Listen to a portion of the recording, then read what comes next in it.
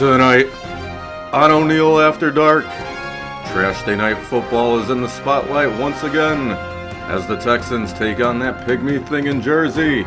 In politics, the election may or may not have been decided. We take a look at who's in and who's out. The only garbage I see floating out there is his supporters. Garbage, garbage, garbage, garbage, garbage. And I speak with former Alabama head coach Nick Saban. Roll Tide, indeed. All that and more coming up next. Good evening, and welcome to ONEIL After Dark. My name is Tanner O'Neill, and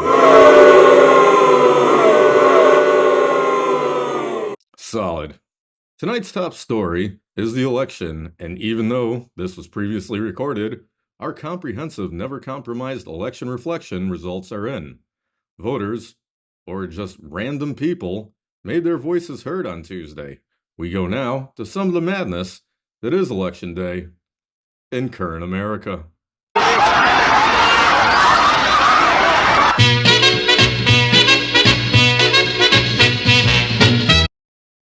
Typical. After a busy day at the confusement parks across America, election officials are yet to declare a winner. Because, of course, why let facts get in the way of a good story? However, after doing our extensive research here at the program, we have found out who the next president of the United States will be, according to science and math. And, ladies, gentlemen, and non-identifiable individuals, I am proud to announce that Buttons the Cat will be the 47th Commander-in-Chief.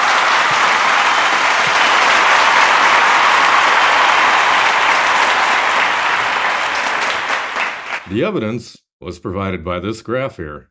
As you can see, Buttons the Cat received 90% of the vote, while Kamala Harris received 30%, and Donald Trump received 60%. Keep in mind, there is a slight 125% margin of error in these statistics. Proof positive that democracy works. Election results will be final eventually. Now, on to sports ball. The Houston Texans traveled to Snoopy Stadium in Jersey on Trash Day night to face off against known complainer Aaron Rodgers and his friends. And it was indeed must-see TV. Texans at Jets. CJ Stroud went 11 for 30 with 0 touchdowns today. Fan favorite and default WR1 Tank Dell had 6 catches for 126 yards. Right on. My best friend, Joe Mixon, was the only one able to find the elusive end zone during this game, as well as putting up 106 total yards. The Jets, on the other hand, had these 2 incredible plays that showcased stupidity in this first one, and then incredible athleticism in the second. Jets 21, Texans 13. Garbage. Terrific.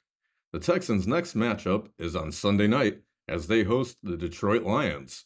Check local listings for availability.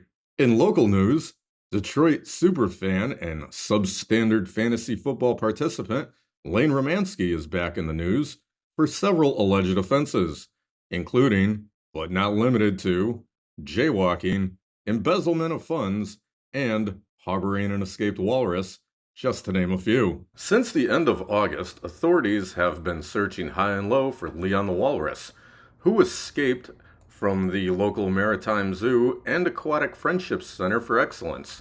Leon is said to be in cahoots with Romansky, who is allegedly helping him evade the sheriff's department.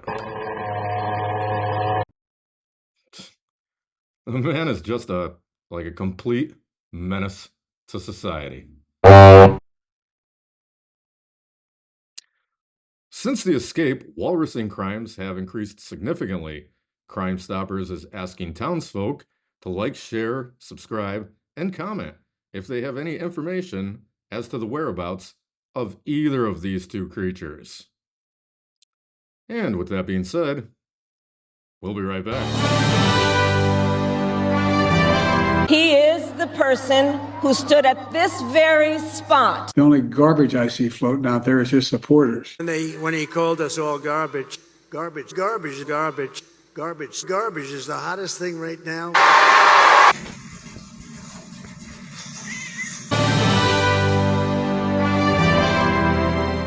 Welcome back. More sports ball now, as the New Orleans Saints took on the Carolina Tire Fire on Sunday, and it was super. Saints at Panthers. Quarterback Derek Carr made his return after a few games' absence and immediately got to work by setting up friend of the show Chris Olave for failure on this high-pointed pass that resulted in Olave leaving the game with a massive concussion. Yikes. My best friend, Alvin Kamara, accumulated over 200 total yards, but because of terrible play calling and quarterback ineptitude, he was unfortunately unable to punch one in. The back and forth game saw the Saints lose once again. New Orleans, 22. Carolina, 23. Good news, Chris Olave will be okay.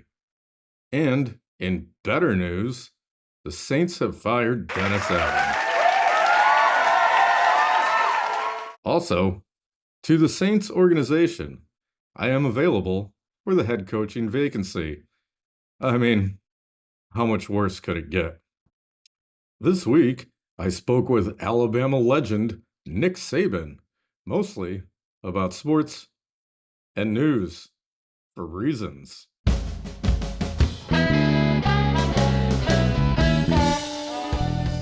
Hello, Coach. Thank you for joining me. How are you today? It really doesn't matter. Very well. You've had so much success at the collegiate level. What do you attribute that to mostly? Kicking people's ass. Wonderful. Now, Coach, do you believe that NIL deals have made the game better or worse at the college level? When you ask me those kind of questions, it really pisses me off. Being an absolute legend from the University of Alabama, where would you put yourself on the all-time list? Would you be ahead of Forrest Gump? And incidentally, don't ask me any more questions about that. Fair enough.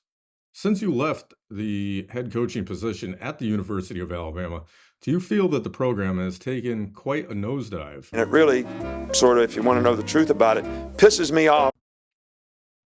All right, Coach, just, take it easy. Roll Tide, right?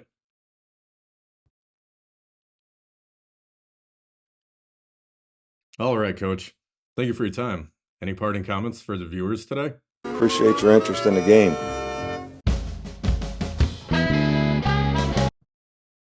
Pulitzer Prize-worthy journalism.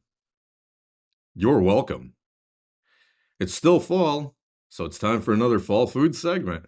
Yes, indeed, I went back into the kitchen once again to make a British dish that Gordon Ramsay would be proud of.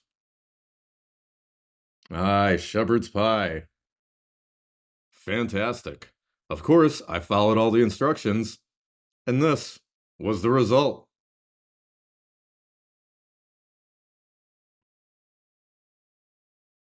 I couldn't find any shepherds.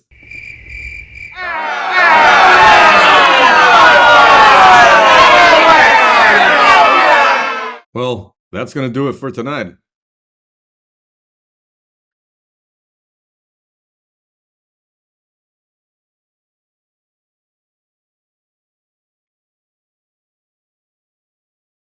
Yep.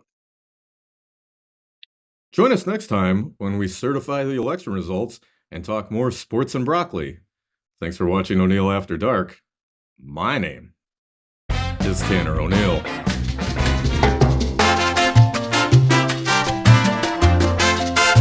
Kicking people's ass like...